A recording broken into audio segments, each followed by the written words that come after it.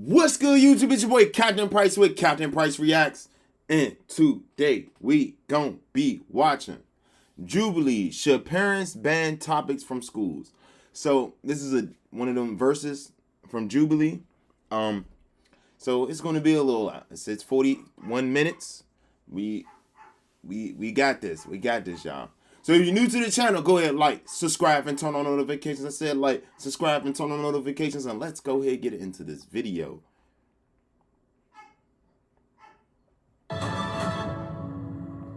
Bro, why'd they make this like Hans Zimmer Hey Hassan, we know you're going to react to this video. Include a book with a man having a relationship with a 12-year-old. And this is parents. This is conservative parents versus liberal teachers. I know it's extreme. No. Hold on, but just hear me out. Because now you're equipping gay people to pedophiles. No, this is why I'm bringing it up, is who establishes the boundary. The law.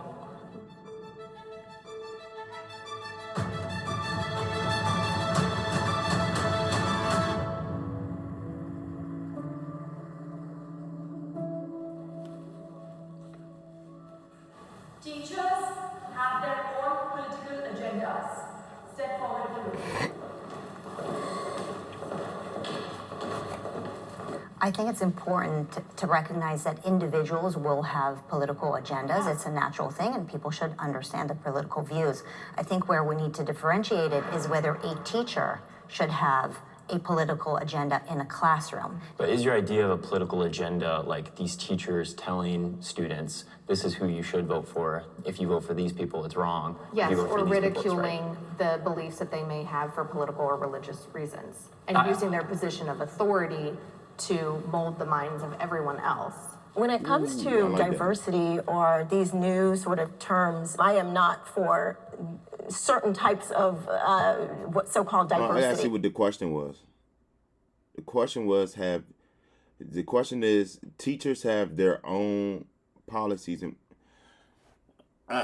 it's crazy, when but it comes that's to a good question. these new kind of I feel topics. so. Can you expand upon that? Like, what do you think Like should be critical included? race theory or some of the gender ideologies. It's not diverse if you're the teacher, the person of authority in the classroom, and you are saying this is how something should be.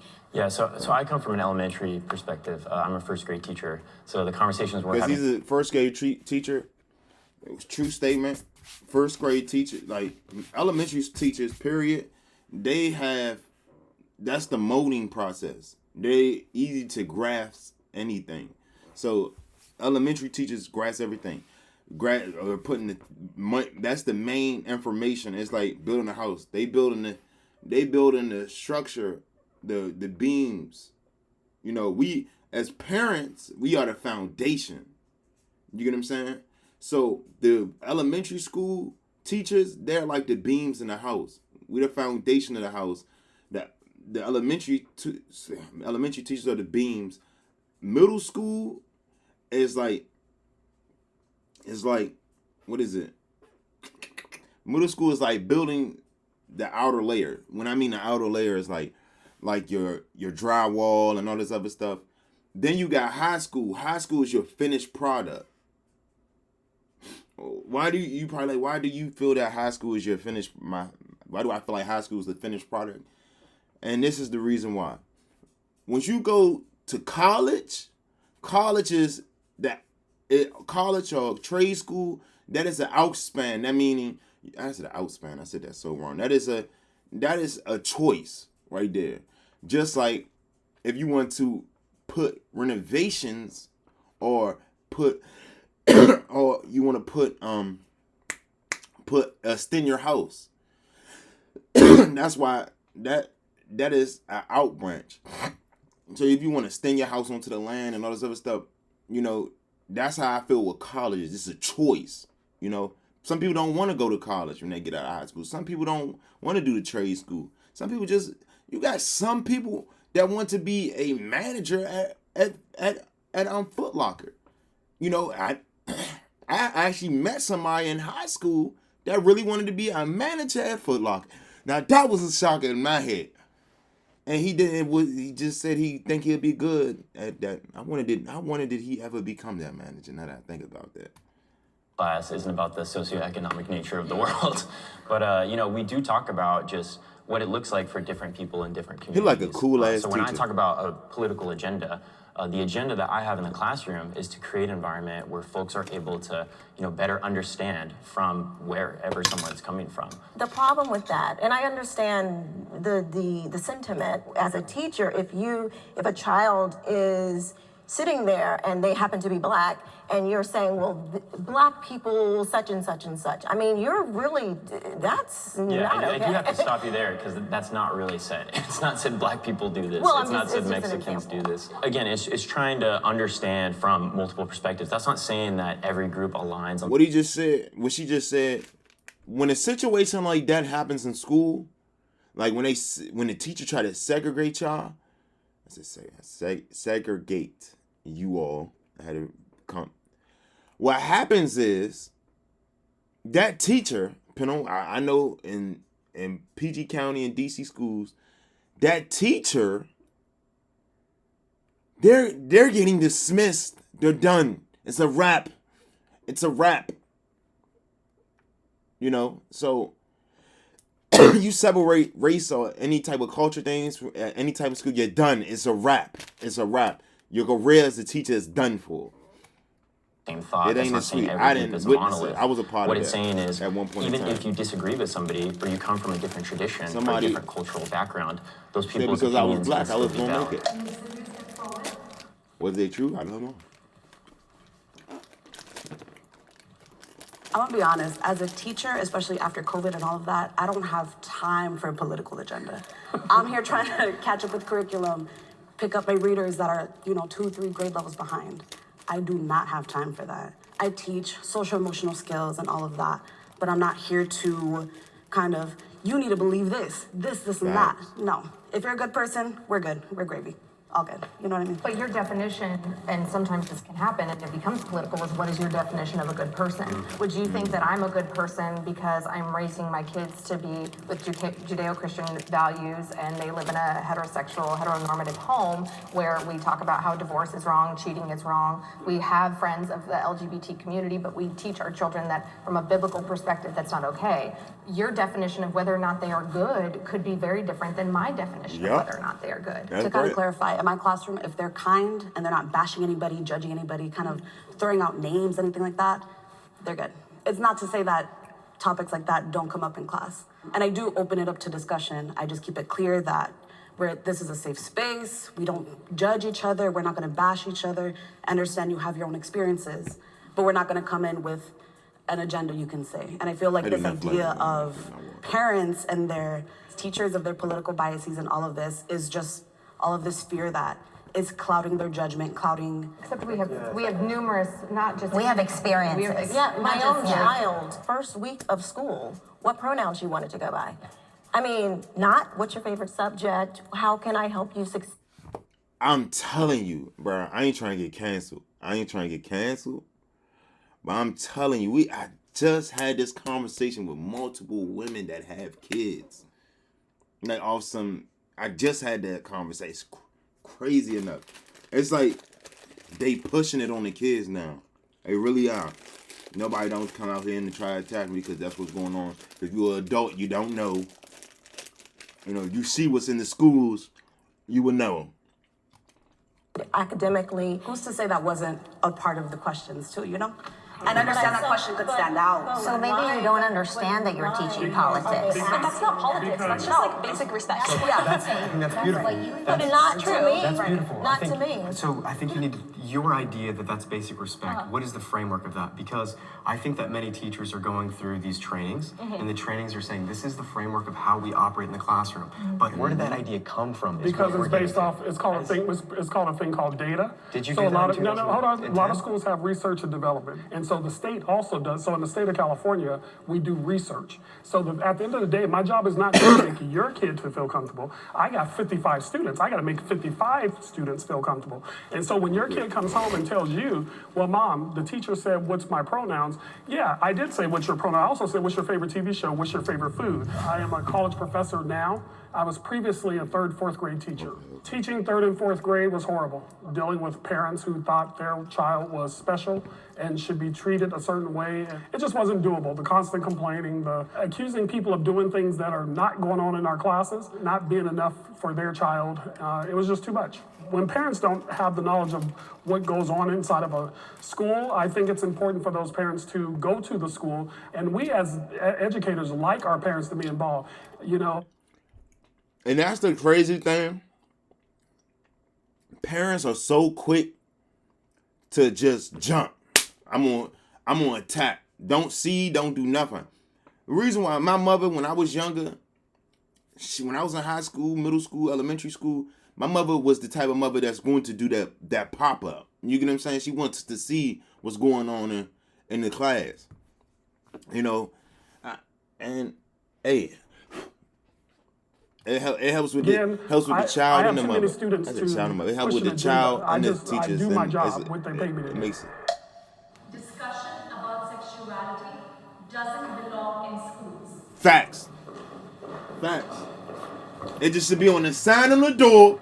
Say, this is a boy, this is a girl. That's it. And it was quite simple. Boys go in this room, girls go in this room. They play a little video on a black and white TV. You know, you see the genitalia, and you're like, oh, God, I got one of those. Cool, now we're figuring out what I am. The fear is these schools have no boundaries. Like, if they do the classroom thing where they want to split kids up, how many genders are we going to do this? We're going to put boys, them, and then girls, and then how many rooms do we need to create for equality? Are we really chasing equity? And I think parents now are beginning to realize we've got to stop this and create framework about sexuality. When it comes down to stuff like that, it should be a choice after the age of 15. That person should choose after the age of 15, 16. I don't believe in the adult part, because once you 15, 16, you have some type of common sense. So 15, 16,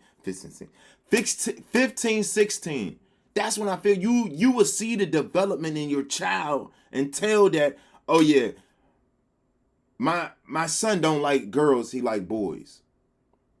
You get what I'm saying? My daughter don't like boys, she like girls.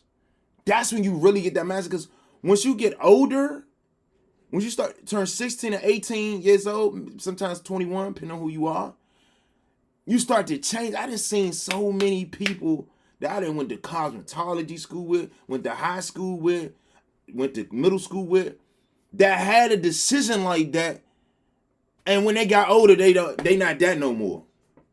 They like girls now. Like, I have no offense with, at a child, they really decisive. Teenagers, they feeling themselves out. So it's like, you know, they might be curious. They might not, you know. So as a teenager, you know, I feel like you explain what happens and go from there. But certain age limits, it has to literally be an age stop. You get what I'm saying? To that. Facts. Especially in a hyper-sexualized culture. My kids don't need to I know got at cousins 6, that's 7, like 8 that and years old everything. I hang out about with them. different types of sexual acts. That's not appropriate. People think that this is just kind of happening, it's a one-off. It is in so many schools. Where I live in Florida, there was a poster going around where kids could text anonymous strangers to get information about sex. And on this poster in school, want to get laid?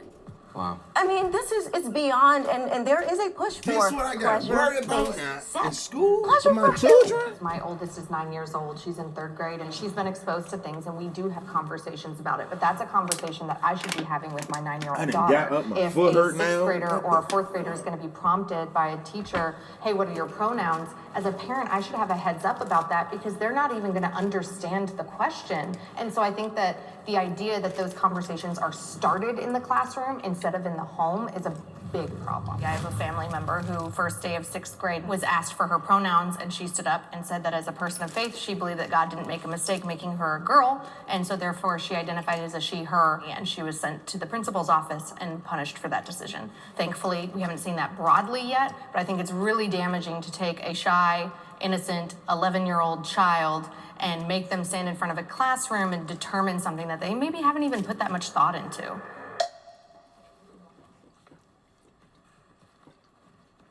I like what you said, Sean, about how you were emphasizing, how a lot of parents today felt a goodness of the way. That's what this conversation, me and my child mother crazy enough just had that. Because she was saying, I can call her on the phone right now. She was saying how her son came up to her, and he's only in the 3rd, 4th grade, and came up to them and asked them, what do they want to be pronounced as? And you know what he said? I lie to you not. Nobody ain't putting nothing in his head enough. You know what he said? When I seen that, mommy, it looks weird. That's exactly what he said. Hey, I ain't put that in his head. This is a true statement, came from a child. Nobody ain't put nothing in their head. I feel like they should decide when they get a little older, because they don't know. They don't know. Why you pushing it on elementary kids? Like, that stuff is irritating. Elementary, though? Now this made me want to move out of this country, bro. It's only this country, to be honest. Sexual education was conducted in the past. Mostly. So there is an agreement that sexuality should be talked about in schools. The disagreement is whether it should just be purely heteronormative or if we should include all aspects of sexuality. I don't think that we're doing demonstrations to encourage children how to have sex, but this is something that we are trying to, again, educate and make them aware that this kind of things happen. And while you grow up, you're going to have to experience somebody who's of this orientation. Kids are naturally curious, and I think that what I'm hearing from you is I understand where you're maybe potentially coming from, but then where's the line between that sex education and introducing them to porn? Because porn can be educational. I was a virgin when I got married, and for years I was made fun of and heard, well, how are you going to know if you don't try it? We hear that a lot too. If you haven't tried to kiss a girl to see if you like it or not, then how do you really know that you're not a lesbian? How do you really know that you're not gay if you've never slept with a guy? How do you really know that you want to be in a monogamous relationship if you don't sleep around? And when you start to introduce those questions to children, specifically prepubescent ones, they're going to naturally be curious, and their emotional and hormonal maturity is not there to be making those types of decisions that have lifelong impact. Well, you're right, and a lot of them are learning at home, because just like you guys are saying, they come home to tell you things. Well, guess what? Those same kids come to school and talk about what you're telling them at home. You'll be surprised what I hear from students when I do a "What do you think?" Well, let me tell you what my mama and daddy did. And look, I don't have time. Your kid is not that important to me. Not to be rude, I got like 300 students. Your kid is no more important than the other 299. So I don't have time to sit up here and let me get you to think like me. I can't get my own 23-year-old to think like me. At the end of the day, what needs to happen, and this is just my own personal take, parents need to start being parents, because a lot of times the teachers are the parents. They're parenting your kids because absentee parenting. I think that this conversation is really interesting, and I think we need to step back and look at why we automatically assume that if we're telling our children about lesbians, gay people, queer people, why do we immediately equivocate that to telling them about what sex is? That can just be something as simple as, here is a book. In this book, there are 2 dads. This book character has 2 dads. And kids, they can be inquisitive, and that's good, right? But also, they're gonna be like, cool, there's 2 dads. All these kids know that there's a dad and a dad and a mom and a mom, and the culture is teaching all of that. So what we've noticed is that the curriculum in 8th grade and up is a lot deeper than that. It's more like, here is how you can have sex so you do not get pregnant. Illustration of anal sex. That is the stuff that we are now reacting against. And that, sadly, is the trust this video that's probably being gonna get me broken canceled. Between teachers and parents. What I'm hearing right now is out of control. What I am talking about is when I go into this classroom and I'm teaching kids, I'm not going to just keep teaching material that is heteronormative. Mercy. Curiosity. It sounds like what you're saying is you want to be able to introduce all ways of life. Like these are the people that you will encounter with throughout life. That is what I'm doing. Yes. So would it be okay to include a book? This subject is just like pushing religion on somebody. That's like trying to turn a Christian Muslim, turn a Muslim Christian. This is the same thing. Like what we going through right now is like some religious stuff, but I don't want to say it, but it's like you pushing, don't push stuff. You won't push religion on a kid that young. Why you pushing it on them right here? Why you pushing this on them? But it's confusing as it is. They can't have a baby because they didn't get the surgery. But if a man and a girl go, they can have a baby perfectly. Maybe have some defaults if family genetics or something go wrong. Like, how confusing do that? But what the fuck? Why am I? with a man having a relationship with a 12-year-old in that book. I know it's extreme. Bro, is this the only thing on this subject? Now you're equivocating gay people to pedophiles. No, I'm not. No, that's not okay. That is not. No. You're drawing a line that I'm not drawing. And you're definitely crossing the line. I agree. I agree. And this is why I'm bringing it up. Is who establishes the boundary? The law.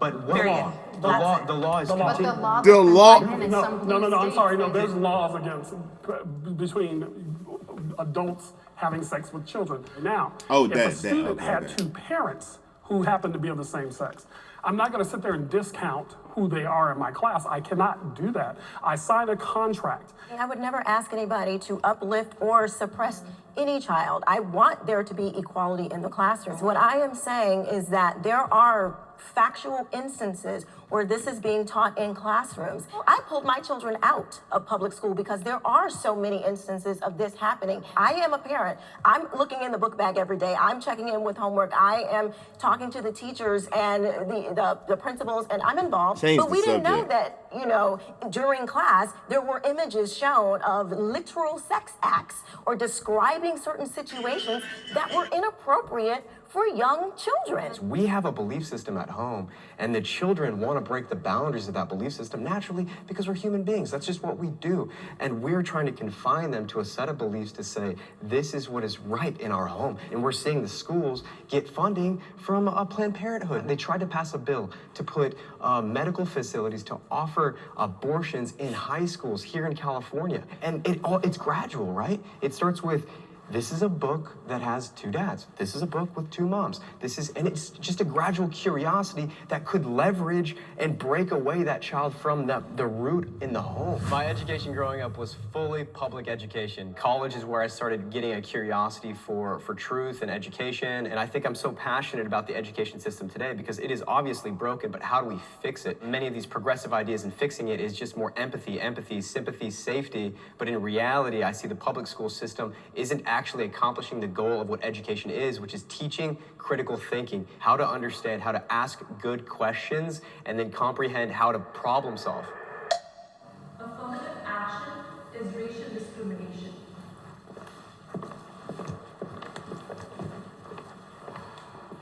There was a high school down the street from where I live in Los Angeles that encouraged all the kids of color to apply for their school play. And only once all the kids of color received whatever positions they wanted, then the white kids could apply. That, in my opinion, is an example of discrimination. The fact that we now have Harvard has black-only kids' dorms, that to me is segregation. With affirmative action, we've seen with Harvard lawsuits and other things how it's backfiring and it's picking and choosing of which minorities can and cannot have success. It was done to try to create or make up for the wrongs of our past, but I think it's really backfired. Yeah, it's really, excluding those excelling students in other races to fix the problems of the past, like you said. But I think the past, there were a lot of minorities that were excelling and doing really well. Despite the foot of the government. And kudos to them. Yes. Incredible, strong human beings. And we shouldn't have that discrimination in any way anymore. But unfortunately, it has become a discrimination against other groups. Yeah, it's racism. It is racism.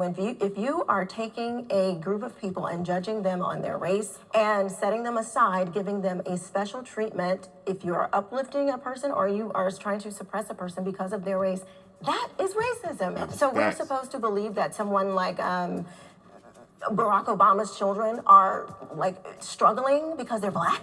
That's ridiculous. I pulled my oldest daughter out a public school in Florida. We were having debates about pulling down statues and changing names, and some of the school board members and some of the activist groups were saying that black children could not learn because of names on buildings, and that is completely asinine to me.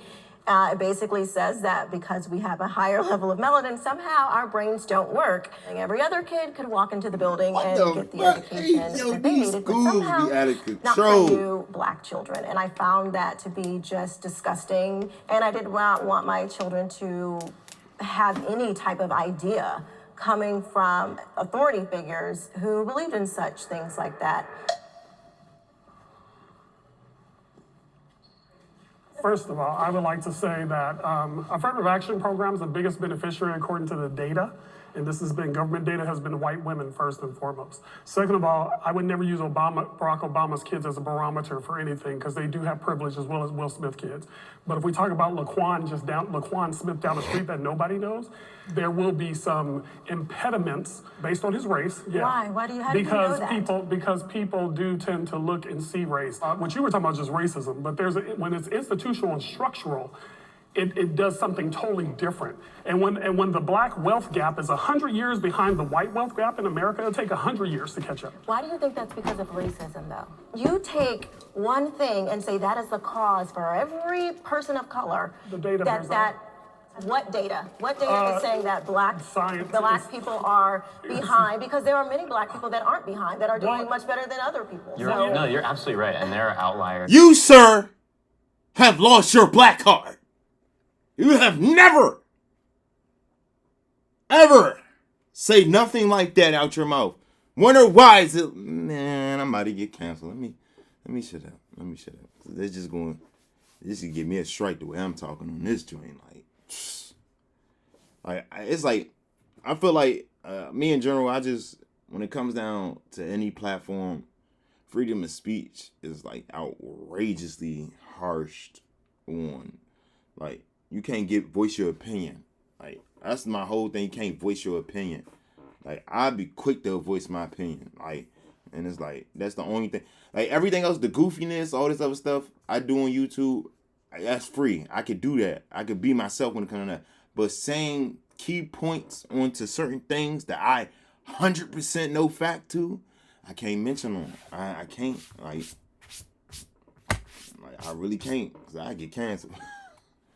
Every single community. There are very strong members of the black community that are very affluent. There are also a majority that live in poverty. And if we see a bunch of cities that are majority person of color, and we're trying to recognize why have these places stayed at a very stable poverty line. But there are systemic reasons to why these communities are like that. How would you say that? I would say probably because of policies that are in those cities. Racist policies. But hold on, we got to define terms. When would you say that Watson Compton became the way that it is?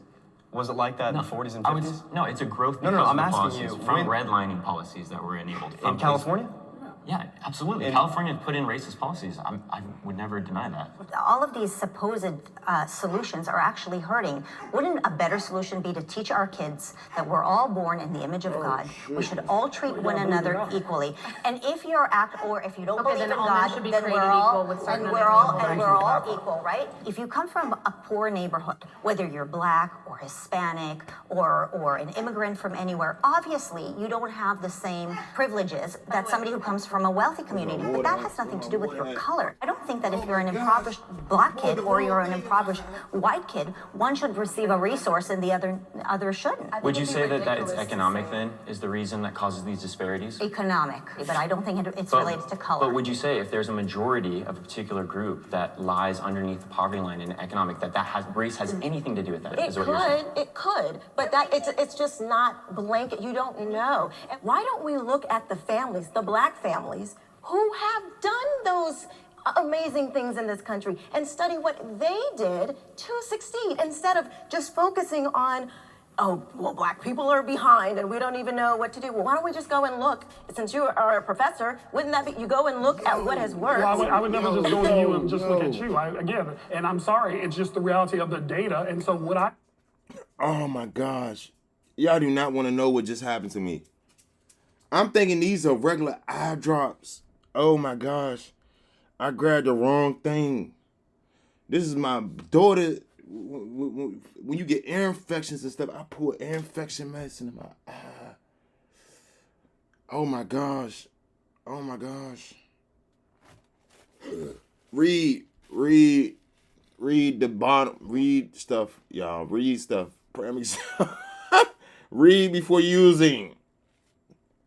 The back. It can be broken up in umpteen different ways. Yes, it can. You're a professor and you're saying that data cannot be manipulated? This is why my kids do not go to public school anymore. And I'm glad they don't. I just think it's interesting. I'm thinking of like an anecdotal story I have. Last year, the school that I taught at, Deep East Oakland. I served majority data black don't be. Data do be.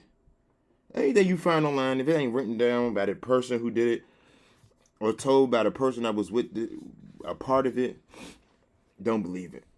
What you see online ain't always true. I be trying to tell people all the time, 2 + 2 is 4. 2 + 2 is not 3. Everything in this world is so common sense, sadly to say.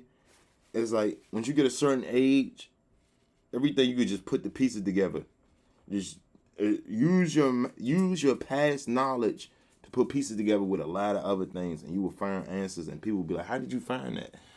I'm telling you, it don't take somebody that know how to read tremendously or a fucking brain surgeon to fucking be smart.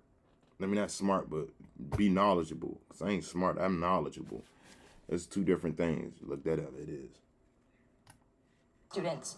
Over 70% of our families under the poverty line. These are some of the hardest working people I have ever seen in my life. They get up, they have 2 or 3 jobs, 3 or 4 children. I would argue because of their economic status, because of liberal policies that is the government telling them that they can and cannot succeed, because of how high our property taxes are here, because we do not have school choice where they can take their dollars somewhere else. If you put those same families in redder districts in the country, like places in Florida and Texas or Virginia, where they have better options for their family, you would definitely see them be able to succeed. And where black and brown children are still underperforming in schools. But coming from Florida, the school that I was at, it's graded from like A to like D, F. When I started there, it was a C school. Very poor performing. And technically, sure, they have school choice. They don't have state tests anymore. But they're still so badly performing. The community of it, black, brown, very little white students in that community. But not to say that student of color can't be more affluent, but I think it's ridiculous to kind of say that color doesn't play a part into disparities and just disadvantages. So in Florida, a lot of people that I had encountered weren't kind to others, and sometimes I would have coworkers call students retarded and using racist slurs and things like that.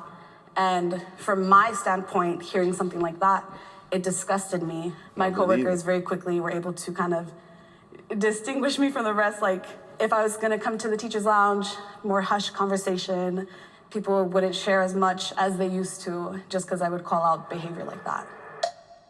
Teachers with guns make schools safer.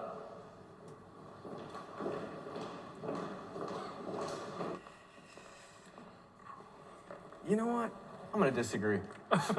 So I was really in between. I didn't really know how I felt about this issue at first.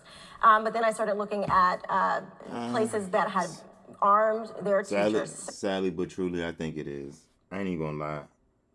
Teachers with guns, you gotta be able to protect now these days. Every kid bringing guns to school. Not a gun, I say more so a taser than anything, but a taser that looked like a gun. So it's like the taser just and shake the gun out their hand. Yeah.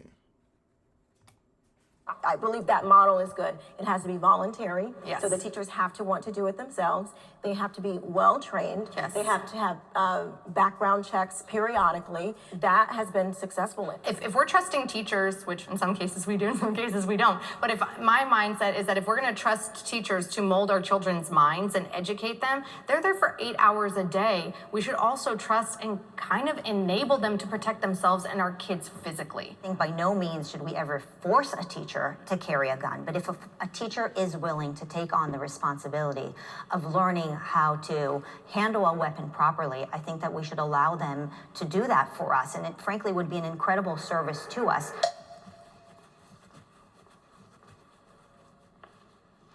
All right, so just to break it open, this conversation is so much more nuanced than to arm or not to arm. And if you want to save a school, you need to get parental engagement. Let's look at the mindset of the individuals that are going into these homes with firearms.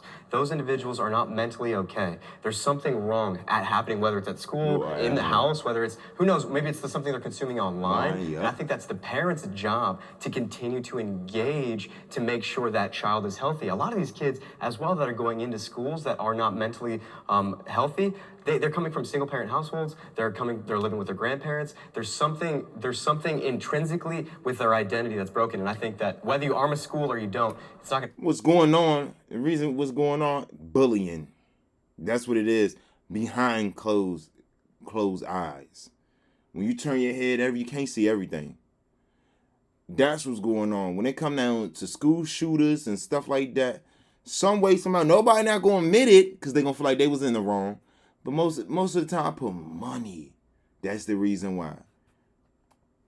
Change it if you don't address the real issue. I agree with you that people that are, perpetrating these crimes and these mass casualties are messed up individuals. I would absolutely agree.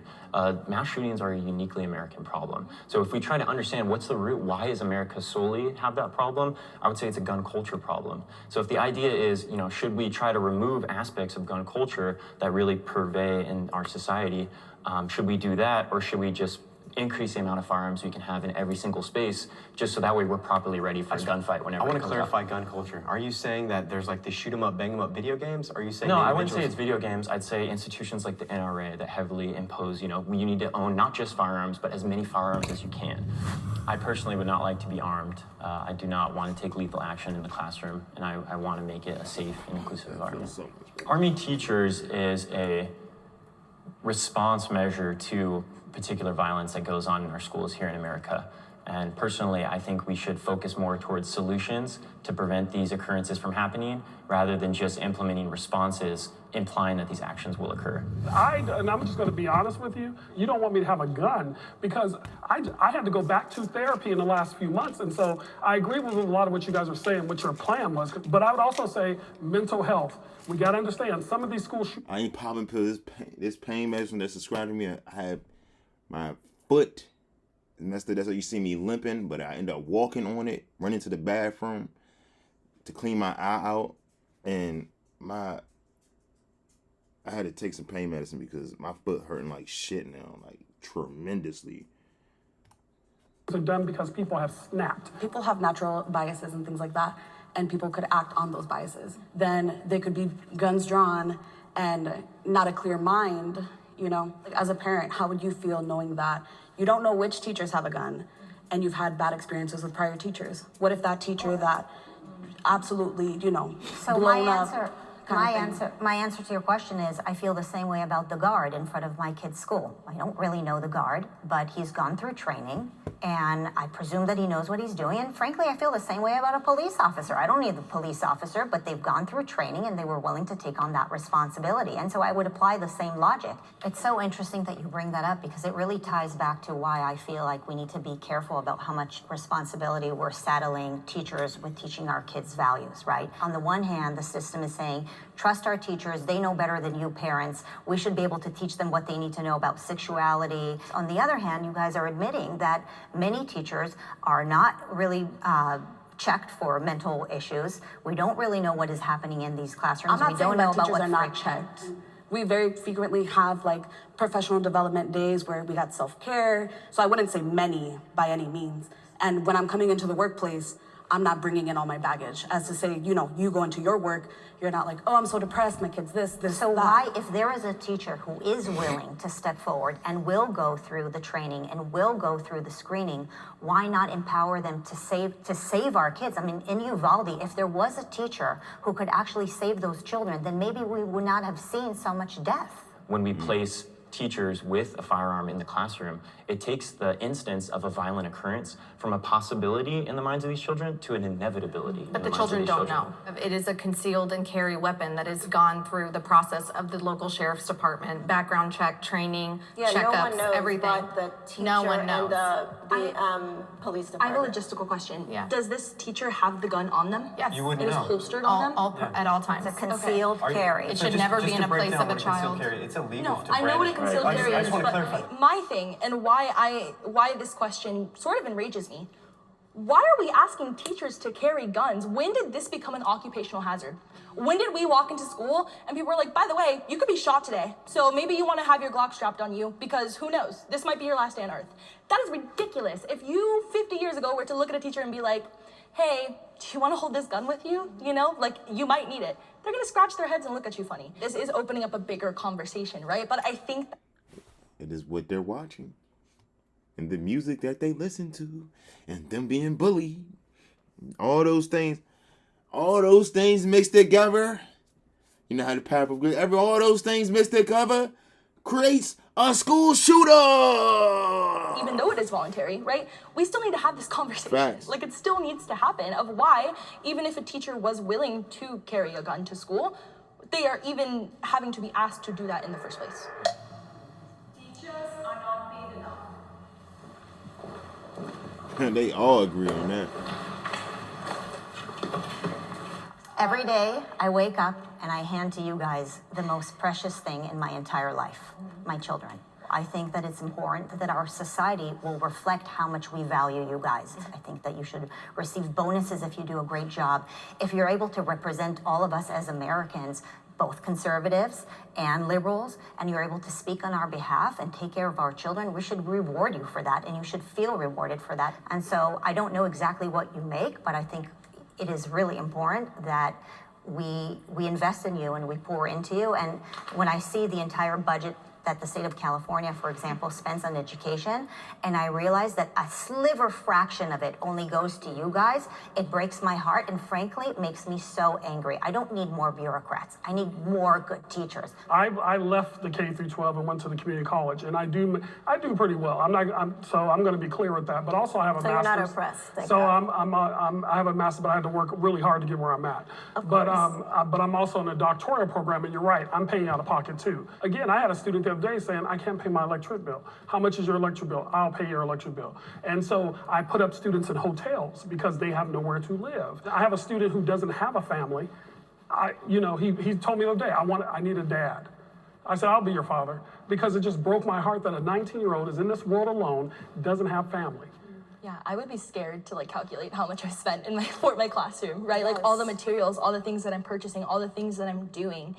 And it's just interesting to think that we are always told, teachers are heroes, they're teaching the youth of America, but also, we're not gonna give you enough money to survive comfortably. You're gonna... A lot of you not there are not lying. Anything that does with the school system, I don't care what state you in or whatever, school bus drivers, teachers, all of them be getting scammed, bruh. Then you got to deal with badass kids, you got to deal with grumpy parents, you got to educate kids. It's so much that goes into being a teacher. And you get paid, starting off, we might get paid $20 an hour. Max salary, 30 something, if that. Now that's tough.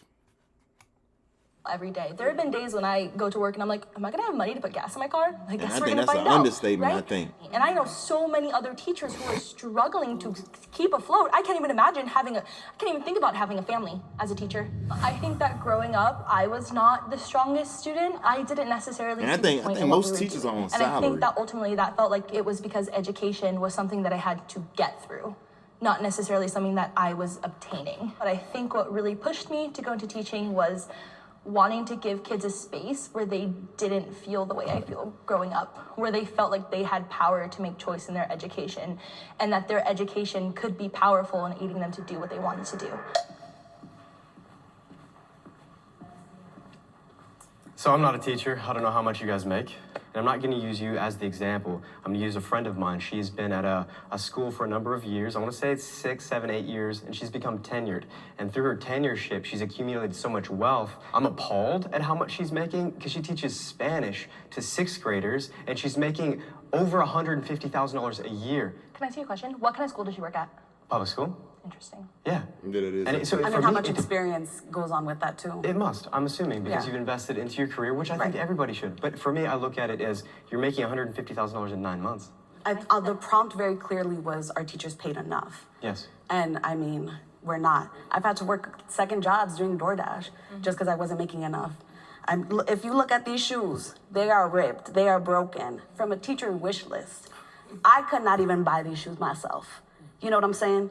I don't make enough money. So I wanted to clarify, this isn't an absolute. I'm not saying that every teacher is paid enough. I have no idea what your salary is. I have no idea any of those details. I'm just recognizing that if a teacher is getting 9 months and their salary is in 9 months, they get a summer off. Most of society isn't given 3 months to just go on That's assuming vacation. they have 3 months. I'm an 11-month employee. For 1 whole month out of the year, I'm not paid anything. Nothing. I have to figure out my funds, save money that I don't have to try. That's another thing. you have no possibility what school system workers go through. No teachers. Like she just said, 11. Imagine being a school bus driver. I was raised by a school bus driver / hairdresser. If my mother didn't have hair and did limousine driving when I was growing up, and sometimes it wasn't even that, it was just straight school bus. Imagine with school bus driver, they don't get 11 months. They only got a 10 month. You know what I'm saying? And then it's like when you go for student, when you go for summer schools and stuff, that's a gamble. Even with them, it's a gamble. Then you still out without pay for like 2 or 3 weeks. After that's over. Because only summer school only lasts for a month. So it's very, very, very, very, very, very difficult. That is a like working for the school system, period. They ain't just teachers. I couldn't, and then you got to deal with everything, getting assaulted by students and all. It's just a lot of students out of rage. And it's a lot, man. Apply for a month and a half. I don't get supplementary income. Like, that doesn't happen. Critical race theory is anti-American.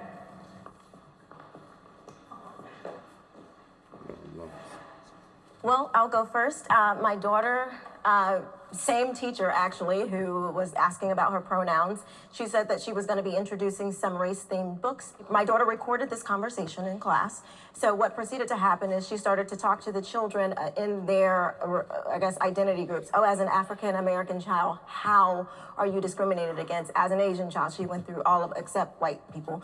It became total chaos in the classroom. There was no education going on here. They were just literally going at each other, talking about who was more oppressed. It's not a matter of if something was racist, it's a matter of when something was racist or how the racist thing happened. So they automatically assume, critical race theorists, that racism is embedded into every single thing. How do you look a child, specifically a black child, in the eye and tell them, I'm sorry for you because of your skin color? There's no hope for you in the greatest country, literally for them, because black Americans are the most successful black people in the entire world. And then turn around and look at a white child and say, sorry, you're responsible for the atrocities of 200 years ago. All I have to add to that is that in our home and with our faith, I teach my children that it is awful to make someone feel hopeless or pitied. You're damning them to a future of failure if you are telling them, oh, I pity you and I'm going to do these things for you, instead of coming alongside them and supporting them and doing something for themselves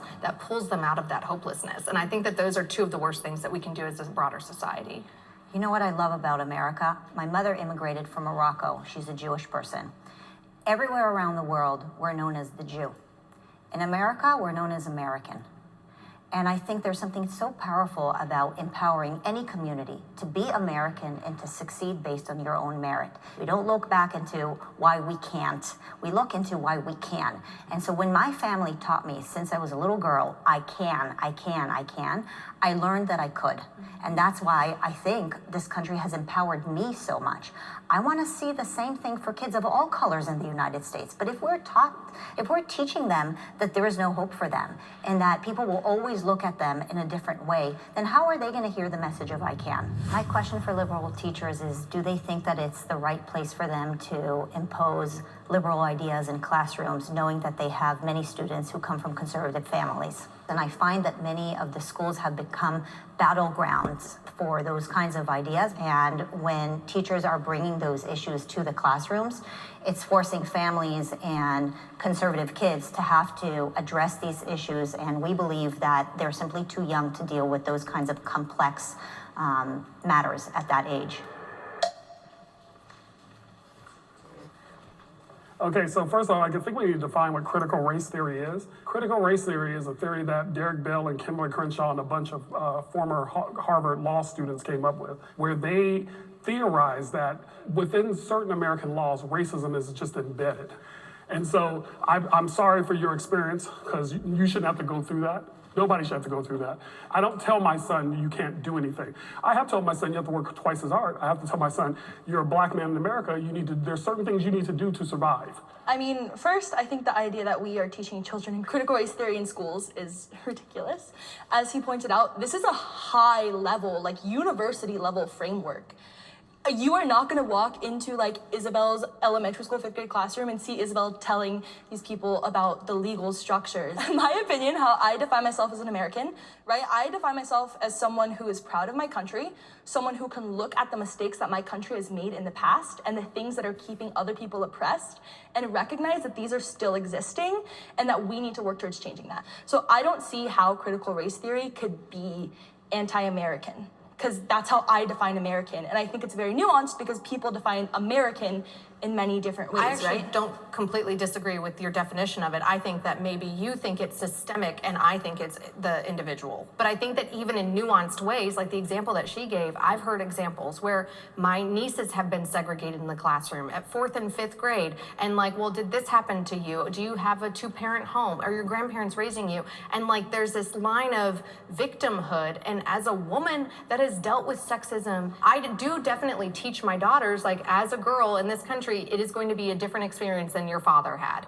But I don't think it's beneficial at all to kind of institute that victimhood in their long-term mentality, because then you actually start to see kids that are like, oh, well, they're different than me, so therefore their life could be better or worse than mine. And instead of engaging with those people, they step away. I don't believe that there's a victimhood to it. I think it's just kind of amplifying that, hey, this is the truth, this is what happens, and let's move forward with that. Having that knowledge to be able to kind of navigate through life is better than just, oh, well, I assume I'm the same as, my white counterpart. Oh, why is she able to do this? Why does she have this opportunity that I don't have? But they're the same. But she has that opportunity. They are the same, is what we're saying. I think what the difference is, we're stating normative statements, and you guys are claiming that we're presenting prescriptive claims. So the normative statement that we're presenting is, these events happen in American history. These are the outcomes that have led from those events. What you guys are saying is, we're then adding prescriptive statements, which is, that's why you should never really try, because you'll never make it in this country. That's not what I'm saying. What I am saying is that if you negatively press a child with these thoughts, that will be the outcome, because that's how human beings work. This is a psychological fact. The quality of education is the government's job.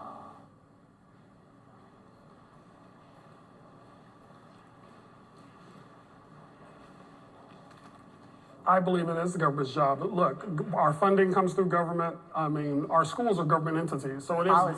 Policies are government. Everything's government. I mean, if you're in public education, you're in government. We're bureaucrats. That's literally our job. So it is government's job. So yeah, I believe it is. I believe it is the job of the government, because schools are government. That's literally what they are. They're government institutions. Yes, I completely agree. Government provides a certain quality to education. Obviously, they haven't provided those funds, they haven't provided those policies that are pro-teacher or anything like that. So it really shows in our education, in kids, and all around. We're just not at the quality that other countries are at.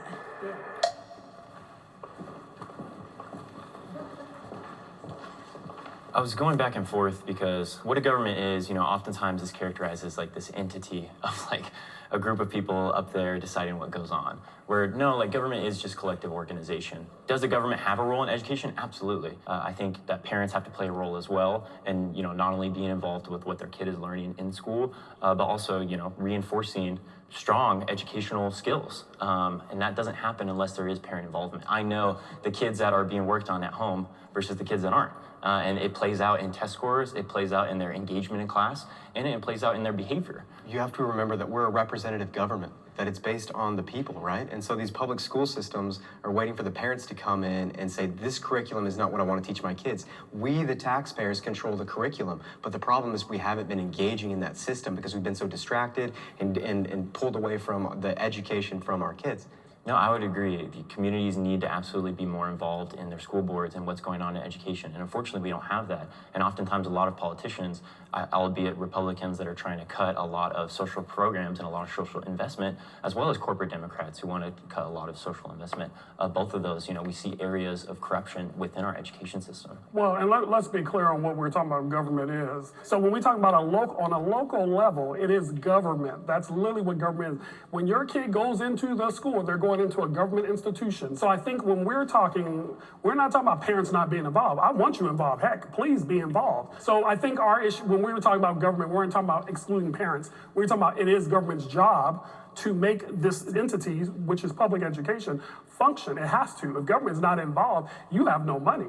So you guys teach in government schools, public schools. Essentially, you're teaching a diverse student body. You have conservatives, you have liberals. How can you better represent us, half of this country? It's sadly causing us to lose faith in you guys. We want to support you guys. We want to send our kids to your schools and your classrooms. And I think that when we talk about all these differences, how do we sort of represent both of these sides, right? How do we bring these people together? I think it's also really important to remember that historically, this curriculum is one-sided in favor of conservative views, in favor of supporting white students, not students of color, right? And so I think that we really, as a country, need to take a look at our education system. I think we can all agree that there needs to be a lot of change in the system, right? And look at how we can build a system that represents, reflects, validates the experiences and identities of everybody. Beautiful. That's good, girl. Oh, shoot. Oh, man. Man, y'all already know. Y'all go ahead, like, subscribe, turn on notifications. I got kind of quiet at the end of it.